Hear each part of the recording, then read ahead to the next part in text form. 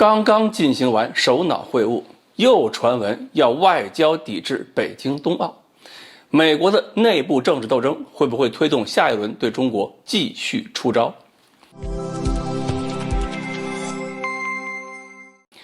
各位网友，大家好，我是周小飞。中美两国领导人会晤之后呢，不管是中方描述的富有成效，还是美方说的没有实质突破吧，一些实质性动作都已经陆续开始了，增加了国际社会对中美关系的正面预期。而且呢，根据美国现在公布的消息，会晤之前双方就已经有一些共识，包括记者签证问题、军控问题。另外，联合工作小组也要组建起来，逐步去落实一些工作细节。所以在大家看来，在稳定中美关系和维护全球和平方面，至少说两国关系已经多少改变了一些方向。但是拜登在未来一段时间之内可能要在美国国内遭受一连串的打击。首先呢，美国那些反对派会不满意，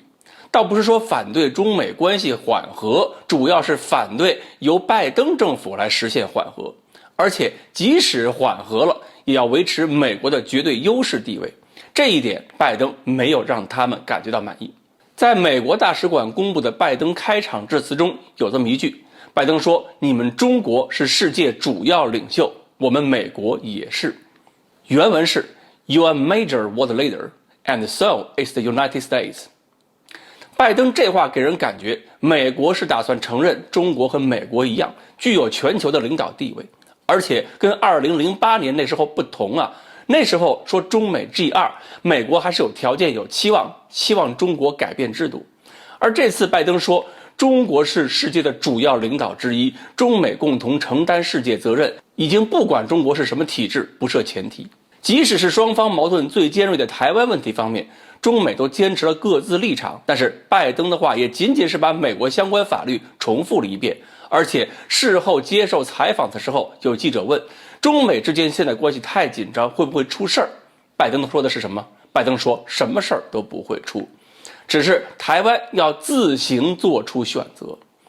拜登这个态度很模糊，但是含义中多少也包含了台湾要对自己的言行自己负责任。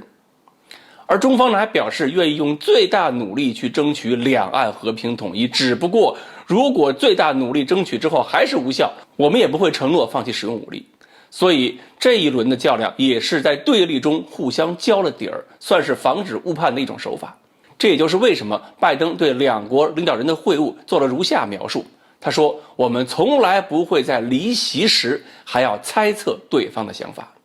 可见在他看来，至少双方态度都已经相当透明。对于美国国内的保守势力来说，拜登不能够按照他们的要求去压倒中国，还要在公开的发言中把中国说成美国的一字并肩王，这简直就是拜登通中的罪证。所以呢，后续就有可能出现一系列针对拜登政府的国内的围攻，而且一些招数已经使出来了。美国几个最反华的政客之一，也是风劲儿最大的那个卢比奥，现在一口先咬在了伯恩斯身上，反对让伯恩斯担任美国驻华大使。理由是卢比奥要求在新疆问题上推动一个反华的法案，但是伯恩斯呢也到处游说，反对卢比奥搞这个反华的法案，并且卢比奥呢还指责伯恩斯说他跟中国企业有关系，完全不懂中国对美国的威胁，只会和中国共处一室，看着美国衰弱下去。说到底，伯恩斯是你拜登的人，打击伯恩斯就是为了打击拜登。那么后续我估计拜登也会有一些动作，一方面会继续寻求跟中国保持合作，另一方面也会找一些领域对中国出手，不出手不行啊，不然在国内都没法交代，至少要让国内的反华激进势力看到一些所谓的成绩。所以呢，现在开始出现一些传闻，说拜登政府可能宣布要外交抵制北京冬奥，也就是说运动员照常活动，外交官不能出席。这个是真是假还不一定。另外呢，布林肯今天也宣布了，中国等10个国家是宗教自由侵犯国。那么后续类似这种事情肯定还会接连不断，拜登、布林肯、伯恩斯他们还要两头忙个不停。所以呢，中国对美国一定会反击，而且这种反击对拜登、对伯恩斯来讲可能也非常重要。不挨几句美国的话，没准在美国政坛上还能招来一堆嫌疑。谁让这几位是生活在美国的政治环境里，那就只能接受这种夹板气。好，关于中美首脑会晤之后，拜登政府会不会继续向中国连出小招数？今天呢，我们就聊到这里，欢迎大家继续关注我们的栏目，我们下期再说。